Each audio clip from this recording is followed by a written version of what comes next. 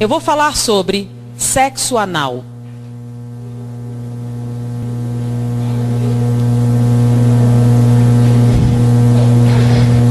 O que vai responder muitas outras perguntas, né? Sexo anal é normal? É um sexo biologicamente viável? Todo mundo devia experimentar? É natural para todo mundo? É bastante prazeroso se você fizer direito? Vocês vão ver isso escrito em todas as revistas. Eu fui numa banca, peguei todas as revistas. Todas diziam a mesma coisa. Prática normal, bastante satisfatória, todo mundo devia experimentar, tem uma forma correta de fazer, tudo isso. Todos os sites pornográficos têm contos pornográficos de que essa é uma experiência extraordinária. Que as mulheres gostam muito, têm medo de fazer, mas se fizer vão adorar. E que os homens vão achar o máximo. Tudo isso está escrito. Se vocês forem agora para uma banca de jornal e comprarem, vão encontrar isso, tá bom? Eu, como disse para vocês, trabalhei durante um tempo numa enfermaria de pacientes terminais do vírus da AIDS. Tá? Era o Hospital Gafreguinli, aquele onde morreu o Cazuza. E a enfermaria era a 10ª enfermaria do Gafreguinli, que foi justamente aquela patrocinada por ele. Na época, naquela enfermaria haviam 20 pacientes. Todos eram homossexuais. E quando a gente termina a clínica médica, a gente tem que fazer uma monografia para a conclusão do curso. E como todos os pacientes tinham AIDS, nós escolhemos a AIDS para escrever. Quais as doenças oportunistas que acontecem com o vírus da AIDS? Naquela época não havia o coquetel, o número de doenças oportunistas era muito maior do que era hoje. Então nós pegamos todos os prontuários dos 20 pacientes e pegamos também 100 prontuários de pacientes anteriores. E fizemos a listagem estatísticas das doenças. Em primeiro lugar estava endocardite bacteriana. Todos os 120 pacientes que nós escolhemos eram portadores de endocardite bacteriana. Era a colonização das válvulas cardíacas por bactérias. Então nós colocamos, primeiro da lista, endocardite bacteriana. Segundo lugar, aí tinha pneumocystis, tinha tuberculose, tinha um monte, aí a gente ficou colocando. Quando a gente foi apresentar para o professor, ele pegou assim, peraí, tá errado. Aí ele riscou bacteriano. Eu fiquei, mas por quê? Todos, aí eu falei, faça. Eu fui lá, todos tinham. Aí eu fui no outra enfermaria. Todos eles tinham endocardite bacteriana. Poxa, todo aidético tem endocardite bacteriana. É uma doença que vem com a AIDS. Aí eu voltei lá. Bom, todo paciente imunodeprimido produz inicialmente endocardite bacteriana. Ele disse, não. Disse, mas todos os nossos pacientes têm. Ele disse, mandou ir noutra enfermaria com pacientes terminais, com câncer e outras doenças degenerativas. Nenhum deles tinha endocardite bacteriana. Todos estavam imunodeprimidos. Eu fui na área imunológica. Nenhum paciente imunodeprimido tinha endocardite bacteriana. Bom, endocardite bacteriana não é uma complicação daqueles imunodeprimidos. Então é o quê? Aí esse professor me explicou os fatos da vida, não de maneira tão agradável como vou fazer para vocês, né? Então ele me explicou que isto não era decorrente da AIDS, era decorrente do sexo anal. Como assim? Eu não entendi, ele teve que me explicar e não foi muito agradável.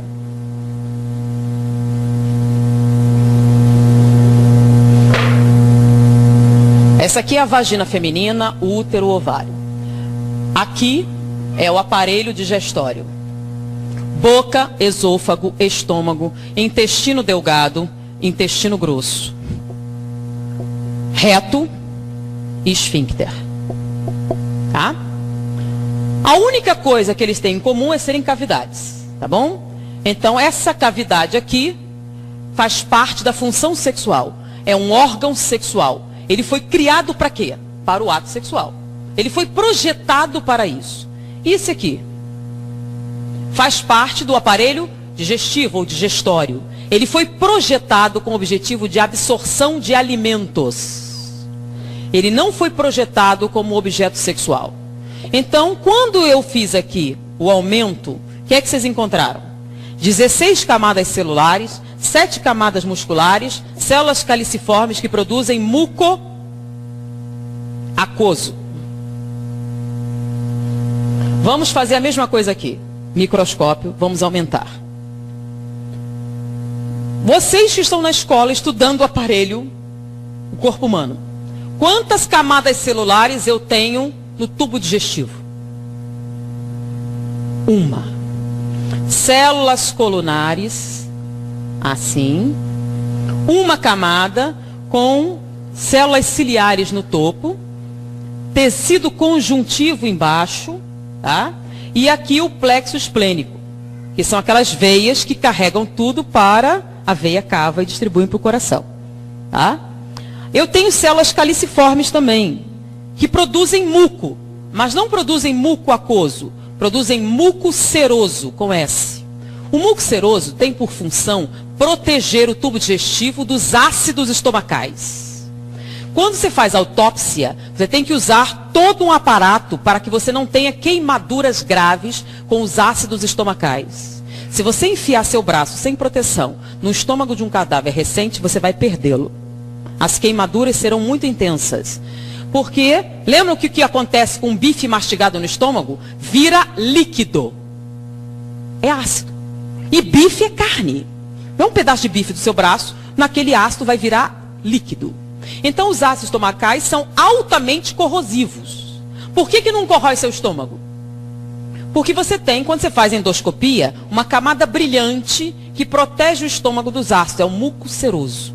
O muco seroso, além de proteger dos ácidos, ele aumenta o atrito. Porque se o alimento passar muito depressa, o que acontece? Diarreia e você morre.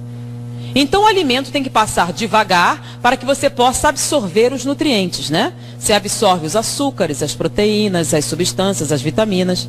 Então o muco seroso aumenta o atrito, enquanto o muco aquoso diminui o atrito. 16 camadas celulares, uma camada celular. Aqui em volta eu tenho só uma camada muscular, que dá a volta, que é a que faz os movimentos peristálticos. Só uma, precisa de mais? Não, é uma camada que empurra o bolo alimentar ao longo do tubo digestivo. E no final você tem um esfíncter, que é um nervo, que serve o quê? Para reter as fezes. Só isso, não tem outra função. Ele relaxa, você libera. Então, quando você compara os dois, tem comparação possível? Não. Então, quando você atrita aqui, não tem nenhum problema. Quando atrita aqui, o que acontece? O que acontece no ato sexual? Atrito. Intenso. Quando você atrita, se você for fazer uma cirurgia e correr o risco de abrir o intestino, qual a preparação pré-operatória? Vocês não são tudo criancinha, né? Tem uma noção. Você não pode entrar na internet. Você vai tomar um comprimido laxante para eliminar o máximo de fezes. Você vai tomar antibióticos para matar as bactérias. Você vai fazer uma lavagem intestinal até a água sair limpa. E a última lavagem é com antibióticos. Porque se cortar e essas bactérias entrarem com o meio interno, você vai morrer de septicemia. Então eles vão limpar tudo. Durante o sexo anal, você faz lavagem intestinal antes? Não. Então é um ambiente altamente contaminado. Quando você fizer atrito, só tem uma camada celular. Você vai romper e vai sangrar. Com a ruptura e o sangramento, o que você vai jogar aqui? As bactérias presentes nessa luz, que são Escherichia coli, se você tiver sorte. E outras mais patogênicas, se você não tiver. Em volta daqui, nós temos linfonodos. São aqueles famosos da AIDS, né? Esses linfonodos, quando vêm essas bactérias, aumentam de tamanho. Aí você começa a ter uma granulação. Daí a incidência maior durante daqueles que têm hemorroidas, crescimento e dilatação de muitas veias da região e dificuldades gerais nessa musculatura. Essa ruptura constante faz com que essas bactérias superem a ação dos linfonodos e caiam na corrente sanguínea. O que tem que encher logo atrás do intestino? O intestino absorve os nutrientes, certo? E depois você tem que espalhar ele para o corpo. Então o plexo esplênico cai aonde? Veia cava. E a veia cava vai para onde? Direto para o coração. Então essas bactérias das fezes caem no coração e colonizam as válvulas cardíacas, provocando endocardite bacteriana. Então não é a AIDS que provoca endocardite bacteriana, é a prática do sexo anal. Isso só acontece com homossexuais? Não, com heterossexuais também, que pratiquem o sexo anal. A probabilidade de endocardite bacteriana se torna proporcionalmente aumentada de acordo com o nível de prática. Com os homossexuais a incidência é maior porque é a única prática sexual, tá? Então a incidência é bem maior. Por isso todos os pacientes homossexuais tenham endocardite bacteriana. Com a AIDS a endocardite evoluía para pericardite e nós tínhamos que fazer punção pericárdia, tirar o líquido inflamatório do coração. Senão eles morreriam por asfixia, por contrição cardíaca. Além disso, é muito comum a insuficiência cardíaca entre homossexuais mais idosos, que a incidência chega a 68%, diferente da população normal, que é de 8%. Além disso, essa lesão constante provoca alteração da morfologia dessas células, provocando displasia. Displasia rima com neoplasia. A incidência de câncer retal na população é de 3 a 4%. Entre os homossexuais chega a 32%. Então há uma relação direta com a prática do sexo anal e com a incidência de câncer retal. Além disso, a mulher não tem terminais nervosos de sensibilidade nesta área. Então ela não sente absolutamente nada com a prática do sexo anal, a não ser o sofrimento físico, a dor, a não ser que ela compre anestésicos, que são medicações inibitórias da sensibilidade para a prática do sexo anal, e compre lubrificantes artificiais para neutralizar o muco seroso e permitir que esse acesso faça com mínimas lesões. Então, sem lubrificantes artificiais, sem anestésicos para limitar a dor, é uma prática dolorosa, humilhante, violadora. Sendo que ela tem um órgão próprio para isso. Por que um homem teria que submetê-la a esse tipo de atividade se não fosse por sadismo? É o prazer em infligir dor. Porque ele aprendeu nos contos pornográficos que se você tratar ela com a brutalidade necessária, você conseguirá que ela tenha prazer. No homossexual, existe até pelo menos uma desculpa. Aqui, encostado, nós temos a próstata. Tanto que o exame de próstata é retal. A próstata se encosta aqui, mas vamos fazer um aumento aqui.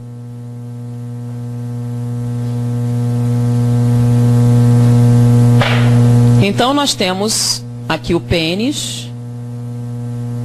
E aqui atrás nós temos a próstata, tá? Vou aumentar a próstata, ela não tem esse tamanho, ela está aumentada.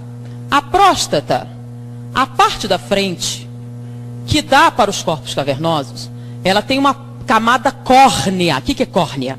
Espessa, de tecido cartilaginoso. Com que objetivo? No ato sexual não há impacto? Então, se há impacto, para proteger a próstata, que produz o líquido seminal, que vai nutrir os espermatozoides e permitir a sua reprodução, essa camada córnea protege do impacto frontal. Então não há nenhum problema para a próstata o ato sexual. Mas se você impactar por trás, então o ato sexual homossexual tem que ser necessariamente violento. Você tem que bater com força para atingir a próstata. Então é o sexo anal e ele tem que ser violento. Então, a não ser que vocês conversassem pessoalmente com alguém, ninguém ia contar. Então, você vai bater com força. Se você bater com força suficiente e traumatizar a próstata, ela sangra. Porque essa parte de trás não tem camada córnea. Não se esperava na natureza nenhum impacto posterior. Está protegido pela espinha e pelo intestino. Você bate com força, traumatiza a próstata, ela sangra. Quando ela sangra, produz células inflamatórias. Ela incha. Se ela inchar e você bater com força suficiente, você vai atingir esse feixe nervoso aqui, que dá origem, que está ligado aos corpos cavernosos. Você pode provocar uma ereção. Se você continuar batendo com força suficiente e inchá-la o suficiente, ela pode sensibilizar os corpos cavernosos e você pode até ter, lá pela quarta ou quinta experiência, uma ejaculação. Mas você só vai conseguir essa ejaculação se após essas múltiplas experiências você conseguir a hiperplasia de próstata, sua próstata estiver inchada. Com o passar do tempo e esses múltiplos traumatismos da próstata, ela começa a produzir células displásicas também. Displasia rima com neoplasia. O índice de câncer de próstata na população é grande, até porque não se fazem os exames correspondentes. E existem outras motivações. Então, está alto. Hoje em dia, eles têm chegado a 18%, 20%. Entre os homossexuais é de 68%. Por quê? Porque a prática sexual que eles utilizam pressupõe o câncer de próstata. Não vou nem falar dos problemas que se tem a nível urinário, a nível renal, decorrente dessa prática. Eu pergunto, tudo isso que eu falei, procurem num livro de fisiologia médica, ou cheguem para qualquer médico e perguntem, tem algum erro nisso? Alguma dessa estrutura anatômica está errada, ou equivocada, ou transtornada? Diante do que ele aprendeu na faculdade de medicina, se você fizer isso, não é isso que vai acontecer? Não é isso que acontece? Então me diga, o sexo anal é natural, biologicamente muito bom, extremamente agradável, saudável, produtivo, uma prática natural que todo mundo devia experimentar um dia?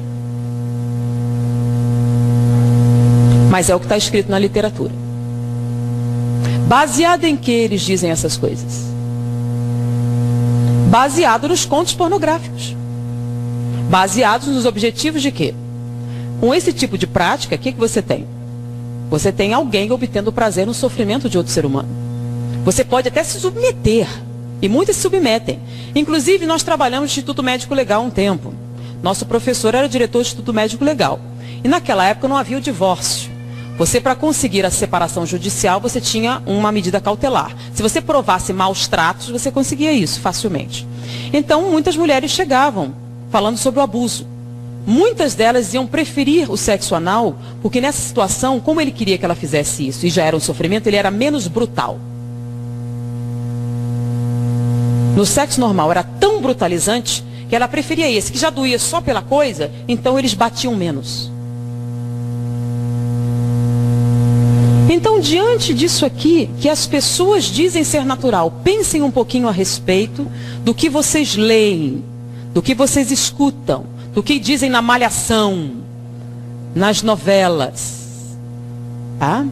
E o engraçado é alguns ginecologistas dizerem que o sexo... Eu queria pegar um debate, eu nunca tive a chance de pegar alguém que dissesse, só para eu poder perguntar para ele se ele tinha estudado anatomia e perguntar isso. Eu queria saber como é que ele ia responder. Tá? Então façam, eu sugiro, façam uma pesquisa para ver se essa anatomia que eu falei está correta. Essa análise comparativa para ver se tem razão. E façam essa análise. E me digam se é uma prática saudável. Tá bom? E eu acho que depois disso, muitas perguntas que poderiam sair já são respondidas. Pensem um pouquinho mais. Pensem nas consequências. Pensem no futuro. Pensem no que vocês precisam realmente para serem felizes. E diante disso, vamos orar mais, pedir inspiração, suavizar nossos sentimentos e principalmente tornar, não fazer aos outros o que não gostariam que fizessem a você, uma máxima muito importante em nossa vida. Principalmente vocês que são jovens. Vocês têm a oportunidade de ter essa informação. Dividam com seus amigos, dividam com seus pais, dividam com outras pessoas. A partir de hoje, vocês sabem muito mais do que a média dos outros jovens. Foi um prazer estar com vocês. Até a próxima oportunidade.